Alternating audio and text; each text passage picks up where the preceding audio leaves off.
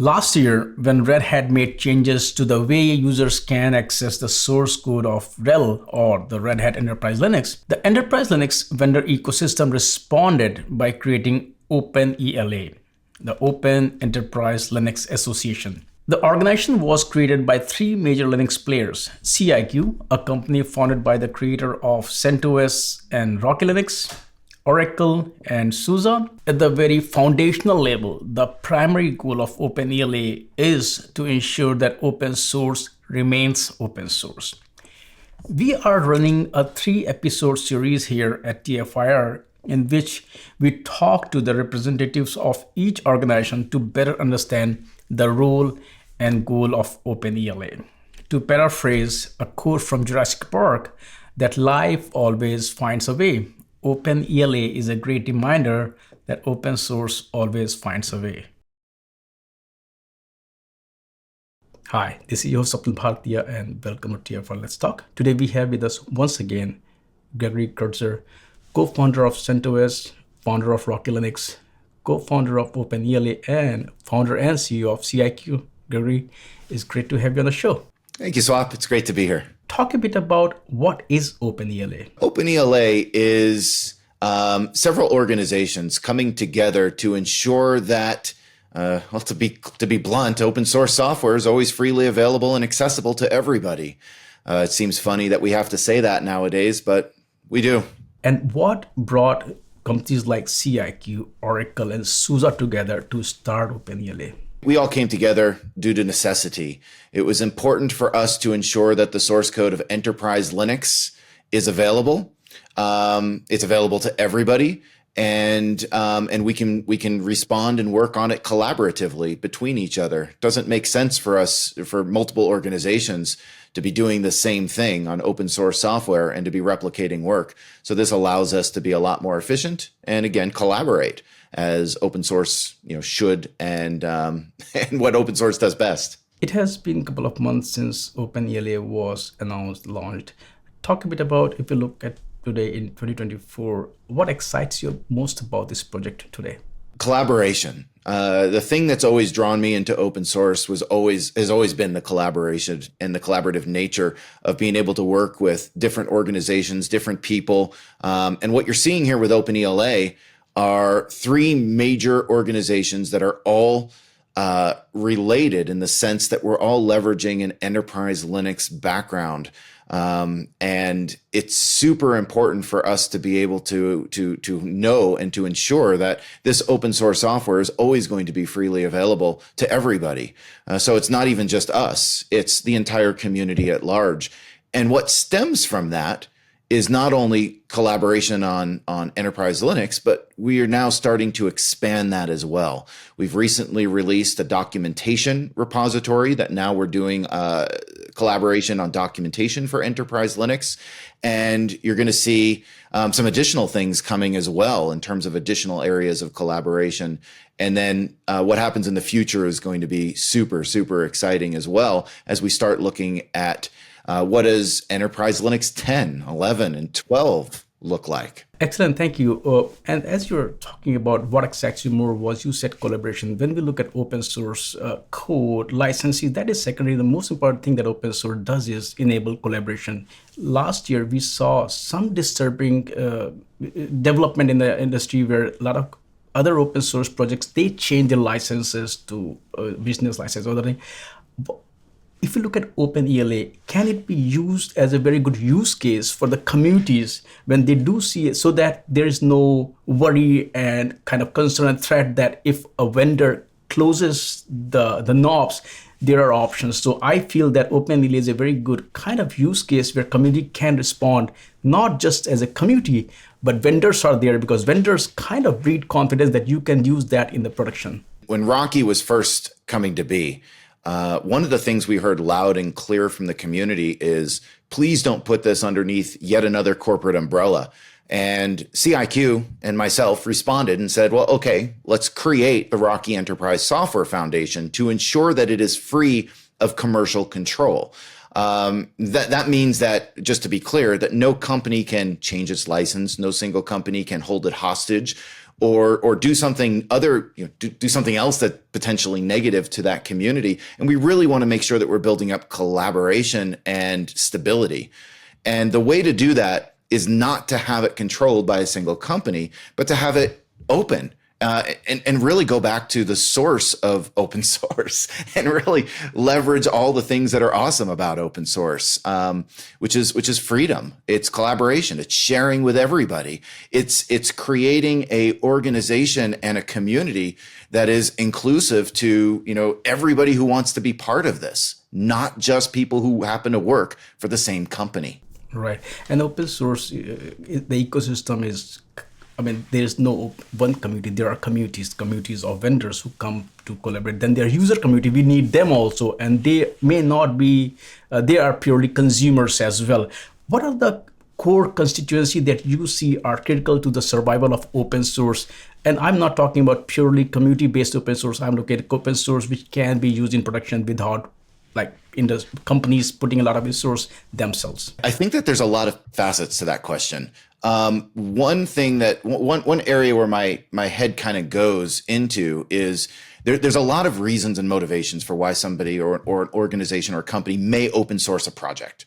One is just being open source provides additional levels of stability and capability for the customers of this and the users of this. But generally, when a company owns and controls an open source piece of software, generally, the community doesn't flock to it as much as if it is a purely independent organization and not underneath a corporate umbrella.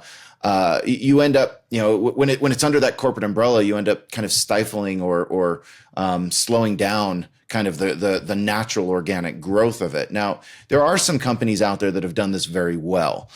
So, I want to acknowledge companies that have really gone over and above the call of duty in terms of what it is that they need to provide and do to bring value to that open source community. But it also should be stated that the message that we heard when we created RockLinux was, please don't create this under under a corporate entity. Don't put this under CIQ, to be blunt, right? We don't want this in CIQ. We want this free. And the reason why is, CentOS was end-of-lifed by a single company in a fairly unilateral decision. And if we just put this under another company who can just do the same thing, a lot of people had confidence that, the I'm going to put air quotes around this, the owners of CentOS were always going to, be good community stewards, good community players. And we have confidence that a lot of companies would be like that. But if that company could end of life one of the biggest and most widely utilized operating systems in the world, well, anybody can. So this is really about creating confidence and ensuring that that open source projects are stable and they're not going to go anywhere. And to tie this back into OpenELA, this is one of the kind of primary reasons why we all came together and then decided to create a 501c6 nonprofit organization, such that none of our companies could do something negative to this. And we want to invite everybody to be part of this. Heck, I want to invite Red Hat to be part of this. As much as you and I love to talk about open source, sometimes customers don't care. Yes, they do care about open source a lot, but what they want is a throat to choke. They want a reliable product. They really don't care much about depending on where they are in the journey. So when we look at OpenELA, when we look at CentOS, when we look at the whole Red Hat ecosystem, what does it mean for those customers where they can fully confidently use it without really caring much about open source? Let's be realistic as well. Yeah, you're exactly right. I also sometimes jokingly call it an insurance policy.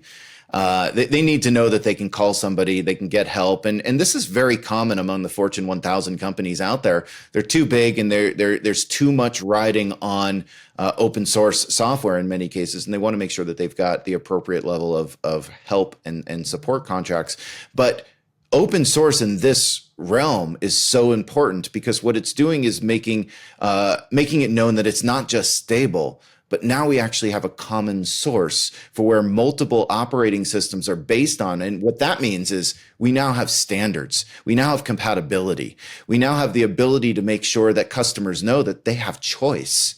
And again, going back to kind of the nature of open source and the benefits that open source brings, choice is great because if CIQ is not doing great for a customer, well, Oracle can now, or SUSE, or somebody else can now provide that same level of value. And it forces companies to do the right thing and to bring good value to customers.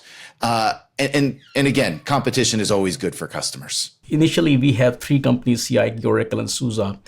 Do you see this growth? Of course, there are a lot of things you may not be able to talk about, but are you also seeing to grow this vendor ecosystem around OpenELA as well? There's a lot of interest to ensure that we have support and partnerships with many more organizations than just CIQ, Oracle, and SUSE, specifically vendors. Now, of course, we want more operating system vendors to come to the table, but I also want IHVs and I want ISVs, hardware and software vendors, to be able to come and be part of this. I actually even want consumers and users of this to come and be part of this. Now, if you look at just ISVs, why should they join? What value will they get by becoming part of OpenELA? Oh, that's a great question. So ISVs as well as IHVs are going to get standard. They're going to get to know that they don't have to certify for just a single operating system. It's not just Rocky compatible or Oracle compatible. It's now Open Enterprise Linux compatible. And as long as they're now certifying for that standard, they now don't have to be thinking about it from the perspective of what specific variant are they now, certifying for. Do they have to put in effort certifying for Rocky, for SUSE Liberty, for Oracle, etc.? It's now just one platform, and it's one platform that's guaranteeing levels of compatibility across them. So that's one reason why ISVs and IHVs may really appreciate this. And again, as we start moving more into kernels and maintaining compatibility and configurations that are shared between these different operating systems, it gives us a capability again for additional vendors and partners to just know that there's going to be compatibility. And that's been a major problem in Linux since pretty much day one. I mean, that was the reason why the LSB was formed. Now, the LSB has been, I think very impactful in terms of driving a lot of that compatibility, but we didn't see operating systems actually getting closer to each other. What we saw is different levels of or layers of compatibility that you can bring in. This kind of this really just hits this home in terms of compatibility, because now we're all basing on the exact same source code. We are living in a kind of very uncertain political era. A lot of wars are going around the world. We are seeing, there was an open source Congress last year. We are seeing kind of techno-nationalism. Of course, we have things where digital sovereignty companies, want to keep data. But with this growing friction, it may, and as I said, it's not about alignment with certain, it's like X country may not want to work with the company operating in X country. Open source can easily solve that problem because you're not tied to, of course, trade embargoes can be there. But can you also talk about, I was talking to Gregory Kurtzer from the Linux Foundation. I said, open source kind of look like a universal way of collaborating. It's not dictated by a certain country or company. How do you see OpenELA enabling companies, organizations around the globe so they can continue to leverage the technology, they can continue to cooperate despite the changing political landscape? I have a lot of opinions on this, and I love that you brought this up. I believe that open source builds bridges between nations and between political factions. Like it unites and unifies not only individuals, but technology and companies in ways that is actually above politics. And I really believe this. And this is one of the reasons why I got so enamored with open source going all the way back to early in my career, was just because it seemed like this is the way, right? This is how we get to be friends with people of competing companies, but also of different nations in which we might not have ever had that opportunity to work directly with people of foreign entities. So from my perspective, I love it. I think open source is tremendous. You can go back through my career, every single thing that I've done throughout my 20 plus years of computing and science and research has all been open, and everything that I've created, I've wanted to open source, and I have open sourced. So this to me is, it is. I don't know how to describe it aside from it's massive, and I do believe in it, and I do believe that open source will pull things together. Now, will governments and politics actually listen to their own people? I think that's probably the bigger issue, but I think open source gives us that ability to see people as people, and to work and collaborate directly with them. Doesn't matter what company they're at. It doesn't matter where they are in the world. It doesn't matter what religion or anything that they are. We're all people. We're all in this together, and this gives us the ability to interact with each other as such. Greg, thank you so much for taking time out today and talk about OpenELA, and I look forward to our next discussion. Thank you. Thank you, Swap. As always, it was a lot of fun. I appreciate it.